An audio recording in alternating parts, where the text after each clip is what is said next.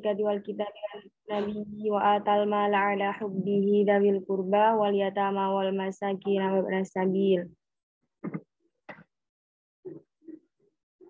wal masakin wa ibnas sabili wasailina wa fil riqabi wa aqamas sholata wa ataz zakata wal mufuna bi ahdihim idza ahadu wasabirina fil ba'sa'i wad dharra'i wa hinal ba's ulaika alladzina shadaqu wa ulaika humul muttaqun, yang artinya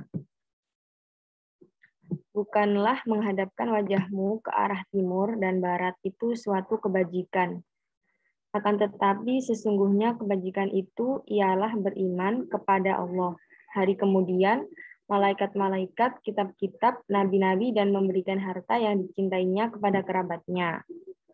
Anak-anak yatim, orang-orang miskin, musafir yang memerlukan pertolongan, dan orang-orang yang meminta-minta.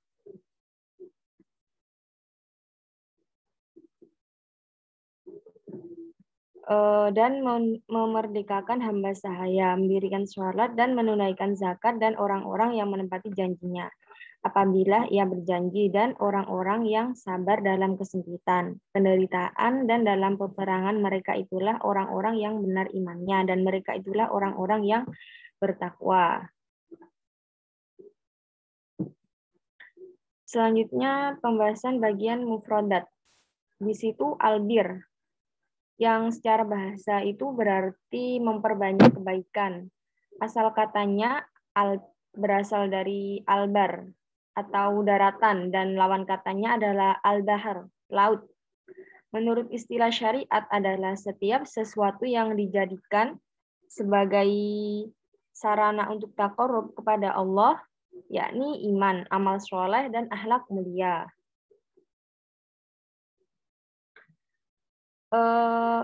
Kibalal masyriqi wal maghrib, yang artinya mengarah kepada dua arah tersebut. Wa atal mala, memberikan harta benda. Wal masakina, tetap diam, sebab kebutuhan telah menjeratnya. Wa ibnas sabili, orang yang sedang mengadakan perjalanan jauh. Wasailina, orang-orang yang meminta-minta kepada orang lain karena terdesak kebutuhan.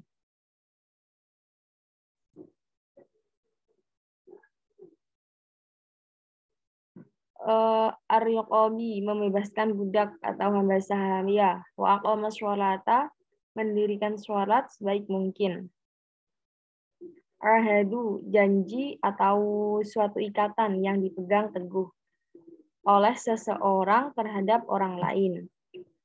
Al-ba'sa, fakir atau sangat miskin. Waboroi, setiap sesuatu yang membahayakan manusia. Sodangku, benar-benar mengaku beriman. Muttaqin, mencegah agar jangan sampai Allah murka kepadanya dengan cara menjauhi perbuatan dosa dan larangan-larangannya. Selanjutnya yang akan dibacakan oleh Habibah. Ya. Kemudian kita akan masuk ke bahasan asbabun nuzul. Di dalam asbabun nuzul ini yang kami dapati ada dua teori. Yang pertama teori dari menurut Ahmad Mustafa Al-Marogi. Asbabun nuzul ayat ini adalah ketika orang Yahudi dan orang Nasrani saling bertikai. Orang Yahudi sembahyang menghadap ke arah barat, sedangkan orang-orang Nasrani menghadap ke arah timur. Dan masing-masing golongan tersebut tuh merasa bahwa golongannya lah yang benar dan berbuat bajik.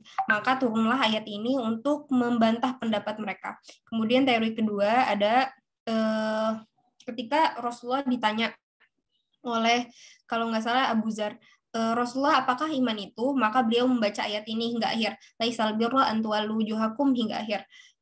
Kemudian Rasulullah ditanya lagi, Rasulullah, apakah iman itu? Kemudian beliau mengulang ayat ini.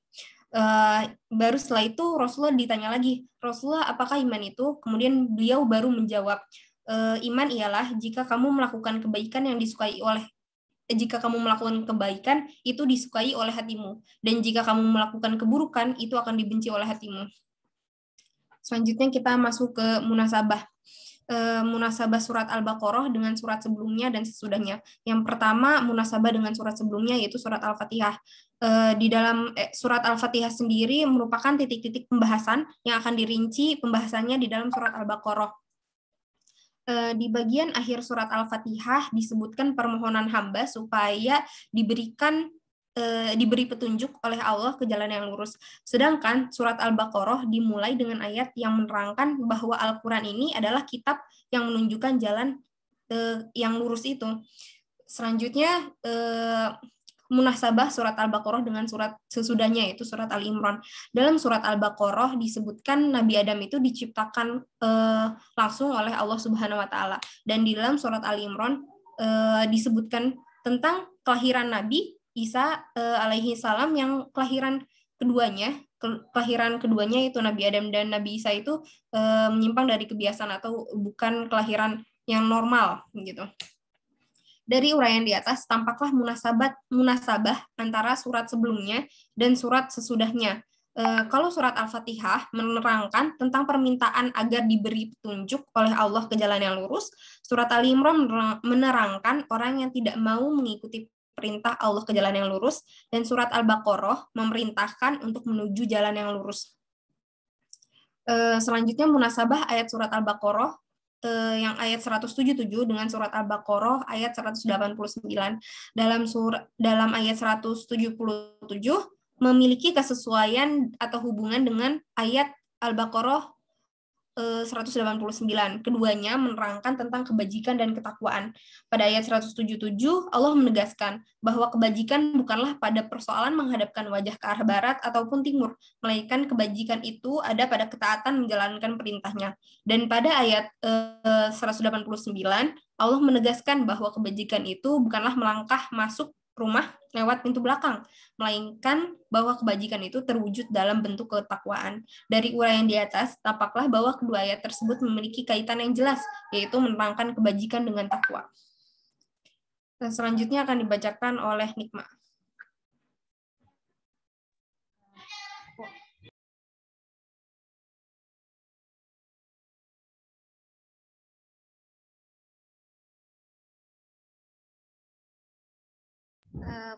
Poin berikutnya yaitu Makkiyah Madaniyah.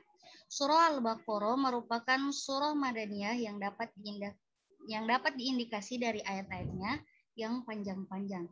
Selain ini, dalam beberapa riwayat dan pendapat sebagaimana diriwayatkan dari Ibnu Jurayj bahwa surah Al-Baqarah diturunkan di Madinah serta dikuatkan lagi dari pendapat Abdullah ibnu Zubair dan Al-Waqidi yang diceritakan dari Abu Zanad bahwa semua pendapat banyak mengatakan surah Al-Baqarah diturunkan di Madinah.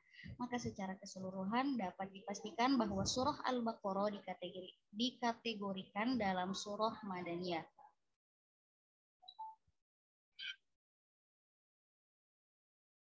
Tiga masalah pokok yang dibahas dalam surah Al-Baqarah ayat 177 yaitu yang pertama masalah akidah atau keimanan. Konteks keimanan menjadi esensi yang sangat vital bagi umat Islam agar terhindar dari kesyirikan serta kesesatan serta sebagai landasan akidah yang kokoh dan benar. Aspek akidah yang terdapat dalam surah Al-Baqarah ayat 177 dapat dipahami dari kata amana billah yang artinya beriman kepada Allah, al-yaumi al-akhir, beriman kepada hari akhir, al-malaikati, beriman kepada malaikat, al-kitabi, beriman kepada kitab, an-nabiyina, beriman kepada nabi. Aspek keimanan ini yang menjadi landasan dari akidah yang harus dimiliki oleh semua orang Islam. Masalah akidah ini secara garis besar ditunjukkan oleh Rasulullah SAW dalam sabdanya, al-imanu an tu'minu billah wa malaikatihi wa kutubihi wa biliqaihi wa rusulihi wa tu'mina bil ba'd. Yang artinya, iman ialah engkau percaya kepada Allah, malaikatnya, dihadapkan kepadanya, pada nabi utusannya, dan percaya pada hari bangkit dari kubur. Hadis riwayat Bukhari dan Muslim. Yang kedua yaitu masalah syariah. Syariah dalam Islam adalah berhubungan erat dengan amal lahir atau nyata dalam rangka mentaati semua peraturan atau hukum Allah guna mengatur hubungan antara manusia dengan Tuhannya dan mengatur pergaulan hidup antara sesama manusia. Aspek syariah dalam pemahaman ayat 177 di dalam surah Al-Baqarah dapat dipahami dari kata aqomus shalah yang artinya mendirikan sholah, wa ata al zakata yang artinya mengeluarkan zakat. Ini mengindikasikan untuk mendirikan sholat dan mengeluarkan zakat sebagai bentuk ibadah seorang hamba kepada Allah. Hal ini dijelaskan dalam sabda Nabi Shallallahu Alaihi Wasallam. An Abi Abdurrahman Abdullah bin Umar Ibnul Khattab radhiyallahu anhu maqala sami'tu Rasulullah sallallahu alaihi wasallam yaqulu buniyal Islamu ala khamsin syahadati an la ilaha illallah wa anna Muhammadar Rasulullah iqamus shalah wa ita'iz zakah wa hajjil baiti wa shaumi ramadan rawahu Bukhari wa Muslim, yang artinya Islam adalah menyembah Allah dan tidak mempersekutukannya dengan sesuatu apapun, dan mendirikan sholat, membayar zakat-zakat yang wajib, dan berpuasa pada bulan Ramadan. Hadis riwayat Bukhari dan Muslim. Yang ketiga yaitu masalah akhlak. Materi akhlak membahas tentang norma luhur yang harus menjadi jiwa dari perbuatan manusia serta tentang etika atau tata cara yang harus dipraktikkan dalam perbuatan manusia. Dalam ayat 177 surah Al-Baqarah, aspek akhlak yang dapat dipahami adalah al-maufu nabi ahdihim, yaitu menepati janji, dan as-sabirina, yang artinya sabar. Secara sekilas dapat dipahami bahwa menepati janji merupakan akhlak tertinggi serta memiliki nilai yang sangat istimewa dalam kehidupan, terutama dengan manusia. Sabar juga menjadi salah satu sifat terpuji yang dapat mengendalikan diri dari amarah serta dapat menenangkan diri dari segala cobaan dan ujian dari Allah sebagai bentuk kecintaannya kepada hamba. Berikutnya itu pendapat mufassir. Penafsiran Muhammad Quraisy Shihab dalam tafsir Al-Misbah tentang ayat tersebut dimulai dengan pemahaman makna kata albir, kebajikan. Makna kebajikan dalam tafsir Al-Misbah dalam memahami ayat tersebut adalah ketaatan yang mengantarkan kepada Allah dan bukanlah dalam menghadapkan wajah dalam sholat ke arah timur dan barat tanpa makna, tetapi kebajikan itu seharusnya mendapatkan perhatian semua aspek yang dapat mengantarkan kebahagiaan di dunia dan di akhirat dengan keimanan yang benar, sebagaimana disebutkan dalam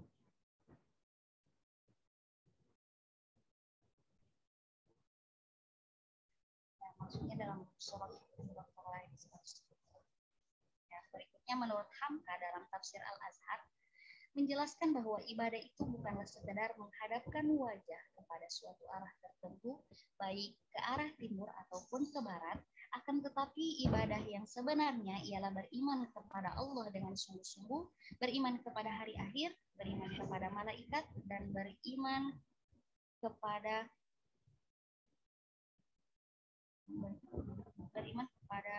semua kitab-kitab yang diturunkan.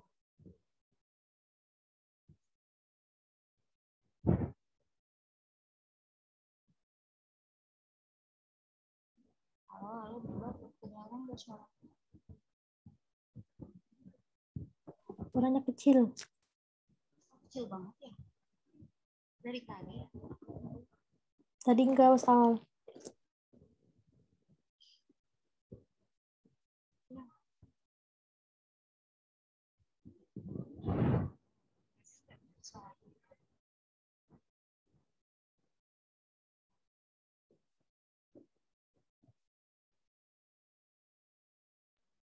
Nikma.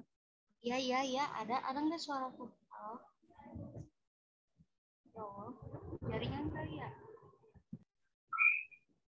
Ada sih, tapi kecil. Kecil banget. Halo. Gimana ya? Ada sih. Coba ngomong lagi deh. Halo, halo. Ada, tapi kecil Ada kok, banget. ada. Ya, Ada kedengarannya Ya. ya? Di aku sih nggak terlalu kecil sih. Oh iya. Dilanjut ya. Kemudian menurut Hamka, keimanan tersebut harus disertai dengan amal perbuatan yang nyata, yaitu dengan memberikan harta kepada anak-anak yatim, musafir yang membutuhkan, orang-orang yang terpaksa meminta, dan memerdekakan hamba sahaya. Di samping itu juga harus mendirikan sholat, menunaikan zakat, sabar, dan menaati segala perintah Allah dan Rasul-Nya, maupun perintah sekalipun. Menurut Said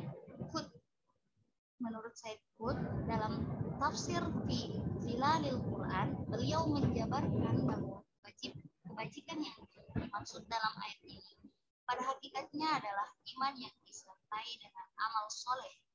Menurutnya, iman yang dimaksud adalah kebajikan yang menyangkut dengan sikap batiniah, akan tetapi kebajikan itu tidak hanya dengan sikap batin saja, melainkan harus disertakan dengan tindakan yang nyata yang dapat dilihat. Maka dari itu dapat dipahami bahwasanya kebajikan dalam akidah itu tidak cukup, akan tetapi harus diaplikasikan dalam kehidupan serta perilaku sehari-hari. Menurut Ahmad Mustafa Al-Maraghi, dalam tafsir Al-Maraghi menghadap ke timur atau barat itu tidak mengandung unsur kebajikan. Akan tetapi yang disebut dengan kebajikan yang sesungguhnya yaitu iman yang dibuktikan dengan amal perbuatan dan tingkah laku yang mencerminkan keimanan tersebut. Jadi, pada dasarnya kebajikan tidak dapat dicapai semata-mata karena menghadap ke timur maupun ke barat. Namun kebajikan itu diraih dengan beriman kepada Allah, Rasul, malaikat-malaikat, kitab-kitab, dan hari akhir, dan disertai dengan amal soleh. Menurut Muhammad Ar-Razi, dalam kitab Tafsir Al-Kabir, kebajikan yang dimaksud adalah iman dan amal soleh, yaitu mewujudkan iman dan amal perbuatan yang sebenar-benarnya. Dengan kata lain, dapat menerapkan segala aspek yang disebutkan dalam ayat ini, baik dalam segi akidah, ibadah, sosial, maupun akhlak. Ya, sekian. baik. Selanjutnya sesi tanya jawab. Barangkali dari teman-teman ada yang ingin dipertanyakan atau menambahkan, silahkan.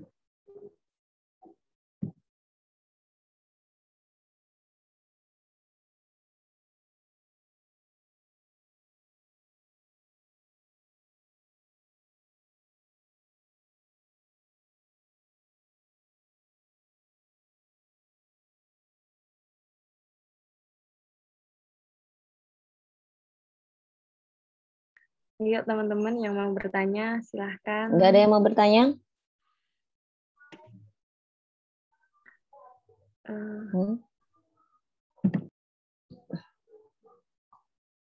Kalau enggak, saya itu ya apa namanya? Saya langsung aja ya. Karena habis ini lumayan lah, saya bisa nerangin cepat. Bismillahirrahmanirrahim. Karena jam 10 rapat. Nah, kalau kalian nggak ada yang tanya. Tapi nanti kalau ada pertanyaan di belakangan. A'udzubillahi minasyaitonirrajim. Bismillahirrahmanirrahim. Alhamdulillahirrahmanirrahim. Wassalatu wassalamu ala asyrofil anbiya'i wal mursalin sayyidina wa maulana Muhammadin wa ala alihi washabihi ajma'in. Amma ba'd. Hari ini materi yang akan kita bahas adalah materi surat Al-Baqarah ayat berapa? 155 ya? 147 ya? 177, Kak. Oh, sorry. Ya, 177. Nah, saya baru mau buka makarnya. 177. Langsung aja deh. Nanti yang saya kritik nanti belakangan aja. Langsung ayatnya yang akan dibahas yaitu A'udzu billahi minasyaitonir rajim. Bismillahirrahmanirrahim. ليس البر أن تولوا وجوهكم قبل المشرق والمغرب ولكن البر من آمن بالله واليوم الآخر والملائكة والكتاب والنبيين وآتى المال على حبه ذوي القربى واليتامى والمساكين وابن السبيل والسائلين وفي الرقاب وأقام الصلاة وآتى الزكاة والموفون بعهدهم إذا عاهدوا والصابرين في البأساء والضراء وحين البأس أولئك الذين صدقوا وأولئك هم المتقون. Sadaqallahul azim. Oke, saat ini surat yang akan kita bahas adalah surat Al-Baqarah ayat 177 berkenaan dengan tentang keutamaan berbuat kebajikan. Kebajikan itu yang seperti apa dinyatakan sebagai kebajikan? Awal mulanya ini masih ada munasabah ayatnya. Munasabah ini masih ada korelasinya dengan ayat sebelumnya, yaitu yang terdapat pada 147-143 ya, yang dia berkenaan tentang perpindahan kiblat. Nah, di situ ada perdebatan ya Allah antara orang muslim, kaum Nasrani dan kaum munafik ya, yang dimana dia memperdebatkan apakah yang kiblat manakah yang lebih utama, yaitu apakah yang menghadap ke Baitul Maqdis atau ke Masjidil Haram. Nah, sedangkan perintah ini kan turunnya adalah karena Allah menggantikan. Kenapa Allah menggantikan kiblat, arah kiblat dari Baitul Maqdis menjadi Masjidil Haram adalah salah satunya adalah alasan pada saat Nabi Muhammad SAW berdoa. Pada saat itu sedang menghadap ke Baitul Maqdis. Dalam hatinya berdoa berharap semoga Allah mengganti arah kiblat dari Baitul Maqdis menjadi ke Masjidil Haram dengan beberapa alasan dan sebagainya ya. Nah, akhirnya Allah gantilah ya kan menjadi ke arah Baitul Maqdis ke Masjidil Haram. Nah, setelah berpindahnya arah kiblat ke Masjidil Haram, akhirnya muncullah perdebatan. Ada yang menyatakan lebih baik tetap di Baitul Maqdis, ada yang menyatakan kenapa harus berpindah ke tepatnya Masjidil Haram. Nah, disinilah akhirnya sama Allah dijawab bahwa laisal birru an tuwallu wujuhakum qibala al-masyriqi wal maghribi walakinnal birra man amana billahi wal yawmil akhir wal malaikati wal kitabi wan nabiyyin wa atal mala ala hubbihi dzawil qurba wal yatama wal masakin wabnas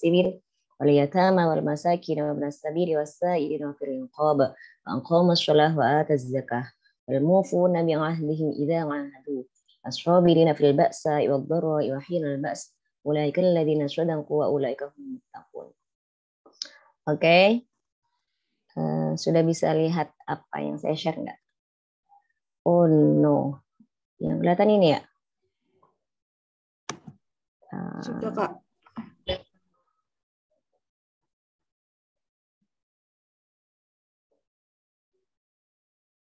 Sebentar ya.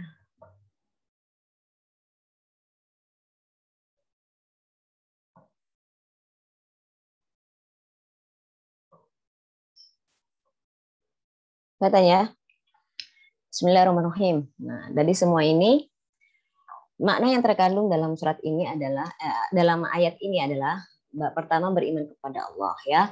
Yang perlu digarisbawahi, ayat ini sama Allah itu dibuat sempurna. Dibuat sempurna apa? Laisal birra an tuwallu wujuhakum qibala al-masyriqi wal maghribi walakinnal birr.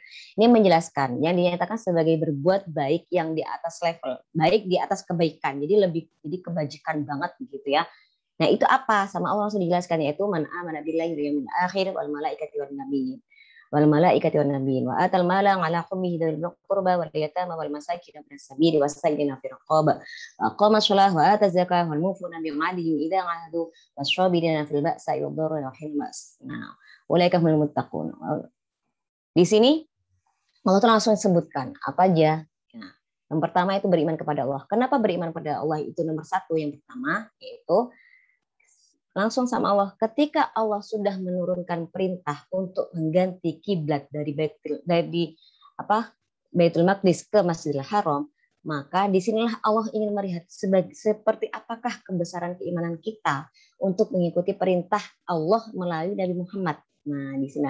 Makanya sama Allah langsung disebutkan man amana billah. Jika kamu percaya dengan perintah Allah, maka seharusnya tidak ada lagi perdebatan untuk arah kiblat, tetapi langsung mengikuti perintahnya Allah melalui Nabi Muhammad SAW. Ya, kemudian langsung dilanjutkan dengan perintah beriman kepada hari akhir, kepada hari malaikat. Malaikat adalah semua malaikat. Salah satunya adalah malaikat Jibril sebagai penyampai wahyu.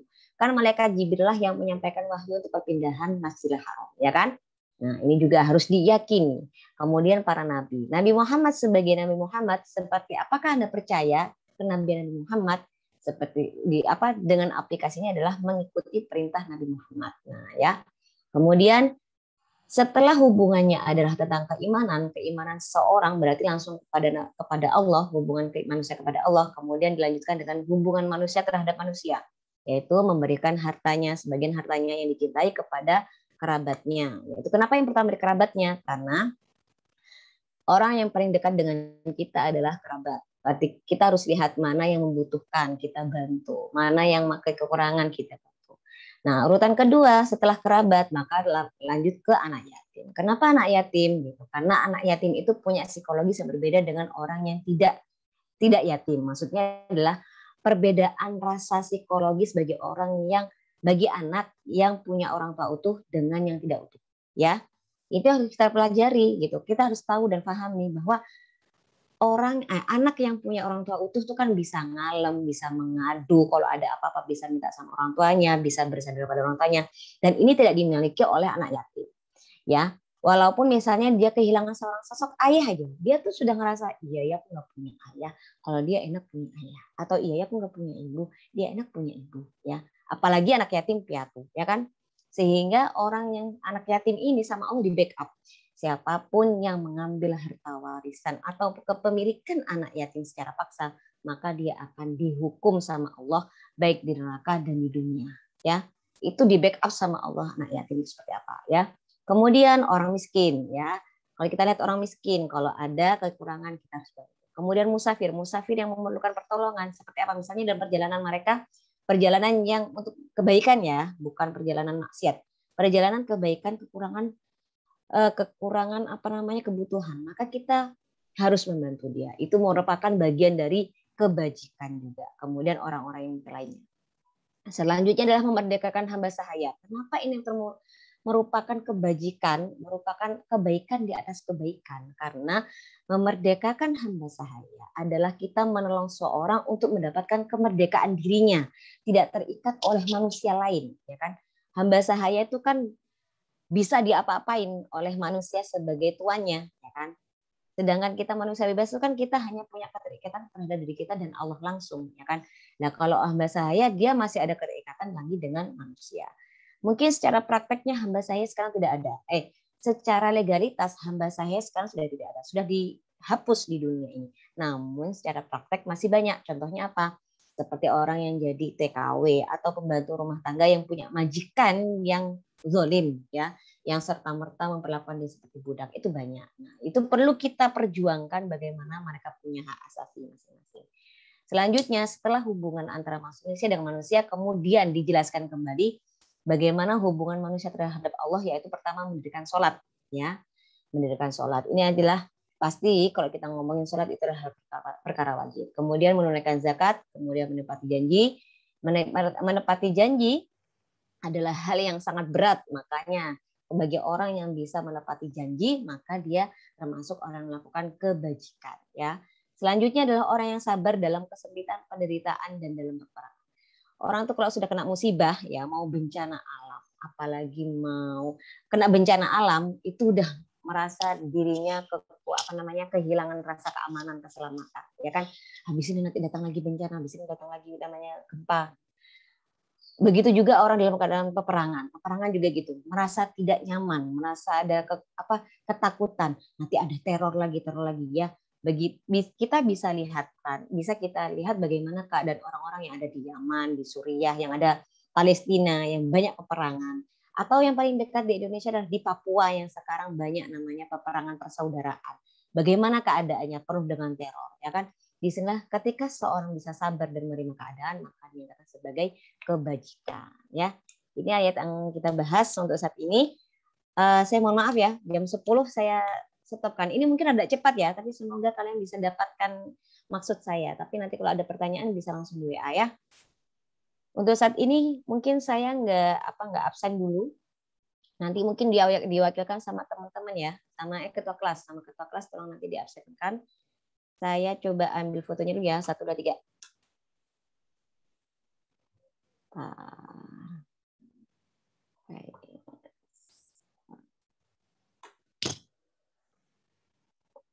Oke, saya foto lagi, 1, 2, 3. Ini cuma slide-nya cuma 2 aja ya. Ya, Kak. Oke. Cukup sekian. Saya mohon maaf ya. Semoga Kak, kita mau minggu nanya depan lebih sebentar, baik Kak. lagi. Kenapa? Untuk absen minggu kemarin buat laporan, apakah digabung sama minggu ini aja atau jadi utang? Ya, tetap minggu kedua judulnya adalah pengumpulan tugas makalah. Ya. Oke, Kak. Oke, thank you. Ini pertemuan ketiga. Thank you. Assalamualaikum warahmatullahi wabarakatuh. Semoga kita lancar semuanya. Waalaikumsalam warahmatullahi wabarakatuh. Amin. Terima Makasih, kasih, Kak. Kak. Sama. Assalamualaikum. Terima kasih, Kak. Masuk jam 11.10 lagi ya. Oke. Yang mau out Sejam dulu lagi. nggak apa-apa. Nonton videonya guys yang belum. Oh iya.